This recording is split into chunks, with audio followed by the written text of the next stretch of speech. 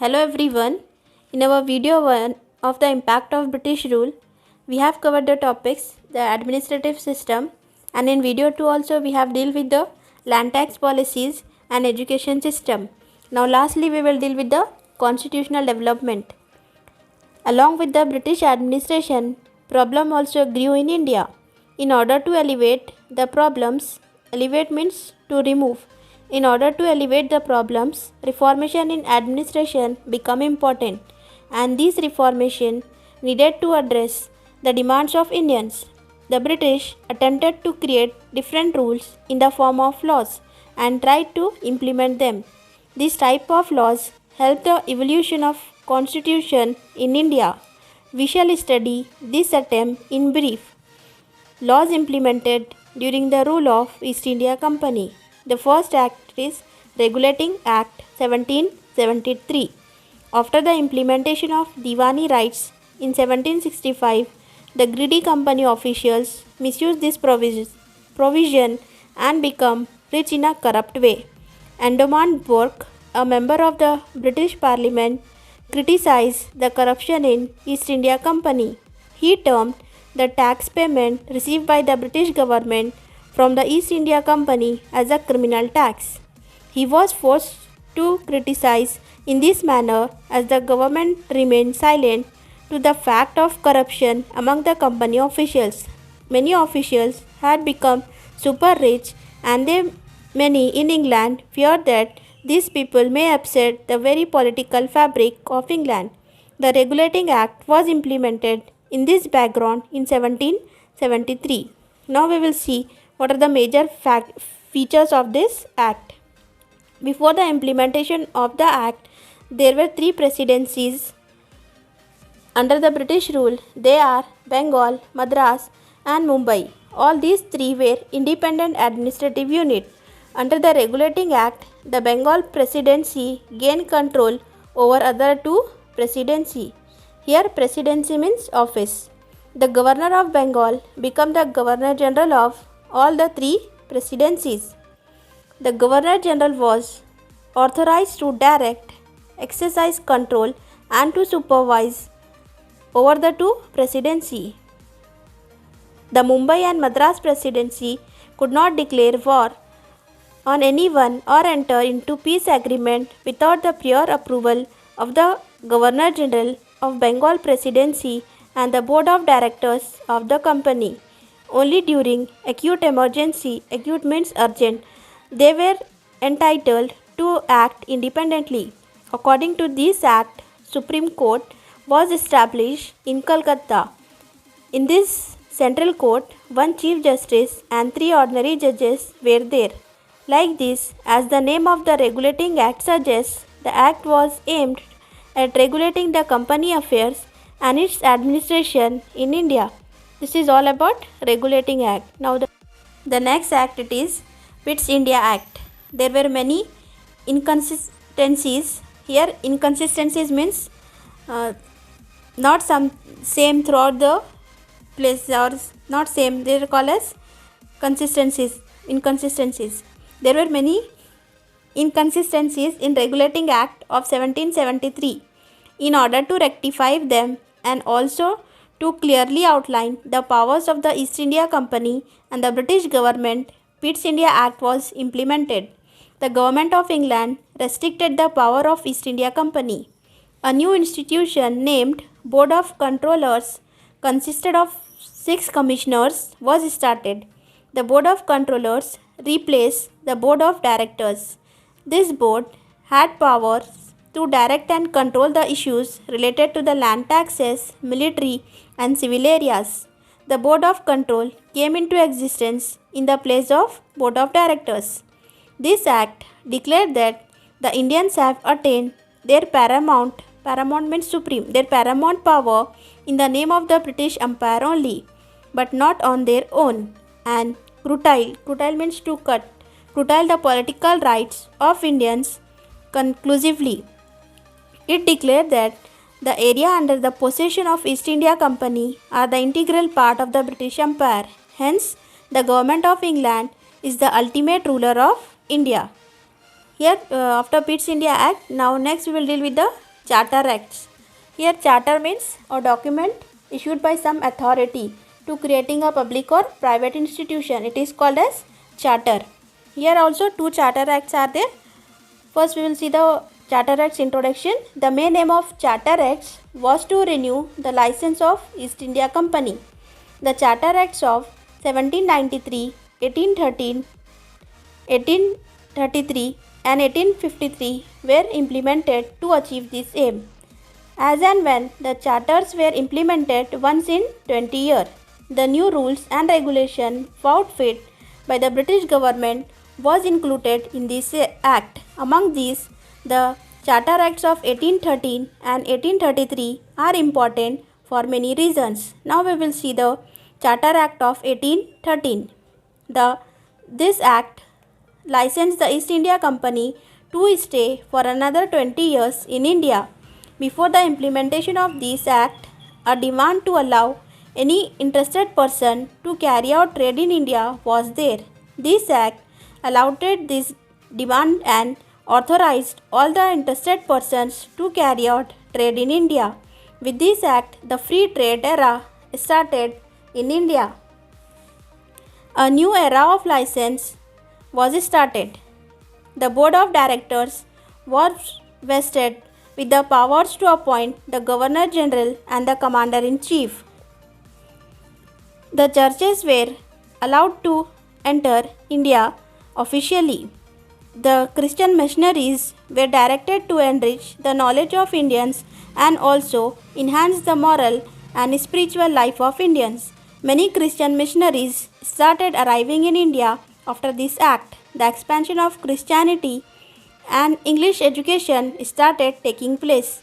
Because of this development, the Charter Act of 1813 is a historical act. Here missionaries means a person who traveled to spread a religion. They are called as missionaries. Now next it is Charter Act of 1833. This act aimed at improving the Indian situation.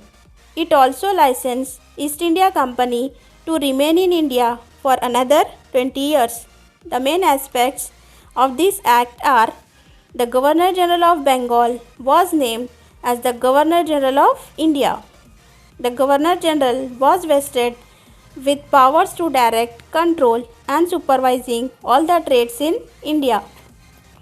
The central government of Bengal had the final right to decide on issues like war, peace and diplomatic relationship with the princely states of India. The Governor General was mandated to put his difference of opinions with executive committee members in writing whenever he differed with the majority opinion. Here mandate means official order. The act bear means to prevent. The act prevent any discrimination based on religion, birth and skin color. The Governor General was mandated to appoint a law professional as a member to his executive committee. Here executive means the committee which is responsible for implementation of laws. It is called as executive. All British companies were allowed to have trade relationship in India. The Charter Act of 1833 throws more light on the internal situation of India and also the various political development present in England during 1830s. Now next we will deal with the British Government Acts 1858 to 1947. The Spy Mutiny took place due to the misadministration of East India Company and Anti-Indian Acts in 1857. As a result, the administration of India was handed over to the British Queen from East India Company. During this period, Indian Government Acts of 1858, 1861, 1892, 1909, 1919 and 1935 were implemented. Due to various political development during different periods make these acts historically very important. The first we will see about the Indian Government Act of 1858. This act needed to be understood in the backdrop of civil and military unrest that took place in 1857. The administration of India came under the direct rule of British government. The Queen of England, Victoria, announced that all the all-round development of India could be ensured by the British government on 1st November 1858. The following are the important features of this act. The first one says the license of East India Company was cancelled and India was brought under the direct administration of the Queen. The post of Governor General was changed into Viceroy. Lord Canning became the first Viceroy of India. Here we will see what is the difference between Governor General and Viceroy. Here first Governor General from 1773 to 1858, British administrative head in India was called as Governor General. He served the interest of East India Company, whereas Viceroy has derived from the vice is derived from the Latin word vice, which means in place, and roy is derived from a French word which means king, and the viceroy means viceroy has all the powers of the monarch who runs a country, province or colony. There is the difference between governor and viceroy. Now next it is a new post called Secretary of the State for India was created in the British government. This secretary was part of British cabinet and was responsible for the administration of India. Cabinet means a group of ministers in the government. The Council of India was created in order to assist secretary in the administration. The council had 15 members. After this act, the next act it is Indian Council Act of 1861. This is an important act that came into effect after 1857. With this act, Indians were allowed to participate in the process of creating laws. In order to understand the aspiration of Indians, representation was given to Indians. This is called as policy of assertion. The following are the important features of this act. Indians were nominated to the Council of Viceroy as non-official members. Viceroy was authorized to proclaim ordinance in case of emergency. Ordinance means an edict. Now next act it is the Indian Council Act of 1892. This act is the continuation of Indian Council Act of 1861. This act of 1892 further extended the participation of Indians in the legislative bodies. The critical view expressed by the Congress organization towards the British administration led to this expansion of Indian representation in the governance. The following are the important features of this act. The number of the additional members in the regional and the central legislative bodies was increased. Here legislative means the body or organization which are responsible for framing of laws. It is called as legislative. The legislative council's authority was increased further by allowing discussion on budget related issues.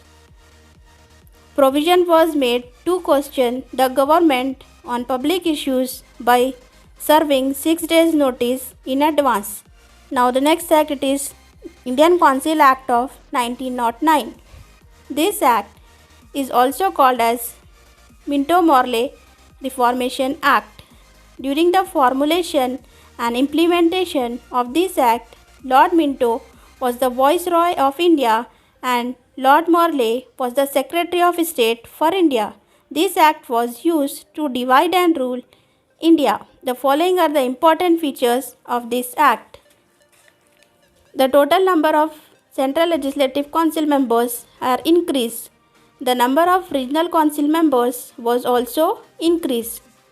Representation of the regional council was allowed through election for the first time. In order to provide separate representation for Muslims, separate electoral college was created. Now the next it is,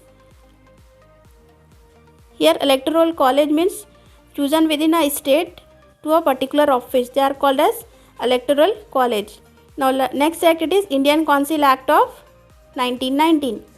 Since India took active part in the First World War, Lord Montagu, who was the Secretary of State for India, argued in favor of providing more representation to Indians in the matter of administration. He was in favor of allowing people's participation in the formation of government gradually. Lord Chelmsford, who was the Viceroy, then declared various reformation measures to the British Parliament on 28 August 1917. The Indian Council Act of 1919 was formulated by accepting this report. This act, also called as Montagu-Chelmsford Reformative Act. The following are the important features of this act. Act formulated bicameral legislative body. Lower house and upper house were formed. Bicameral means two houses like in the parliament. Now, diarchy was allowed at the regional level. Here, diarchy means when power is shared between the two joint authorities. It is called as diarchy. And High Commissioner was appointed for India. Promised to improve local self-government. Provisional budget was separated from central budget. Separate electoral college was extended for Muslims, Sikhs, Anglo-Indians and Europeans. Last act, it is Indian Government Act of 1935. This act acted as a base for the formation of Indian Constitution. The report, submitted in 1928 under the leadership of Motilal Nehru, was instrumental in the formation of the act. Most of the provisions in Indian Constitution are based on this act. This act allowed the formation of fully responsible government by Indians. This act was applicable both to the Indian principalities and also the British Indian regions. The following are the important features of this act. The federal system of Indian principalities, British governor, regions and dominant states was formed. Here it is the federal structure means the government on the two levels like central government and the state government. It is called as federal system. And principalities means the state having principals or ruler. It is called as principalities. Reserve Bank of India was established. Diarchy was established at the center. Diarchy was cancelled at the regional level and autonomy was granted. Autonomy means the self-government. The federal court was established. One should understand the various political developments that resulted in the formation of various acts that aided the formation of Indian Constitution. Though these acts serve the purpose of British interest, they also include the aspiration of Indians for self-governance. These acts should be understood as the result of struggle led by Indians for self-rule. Here we have completed the lesson, the impact of the British rule. If you are having any doubt, you can ask in the comment section. Thank you.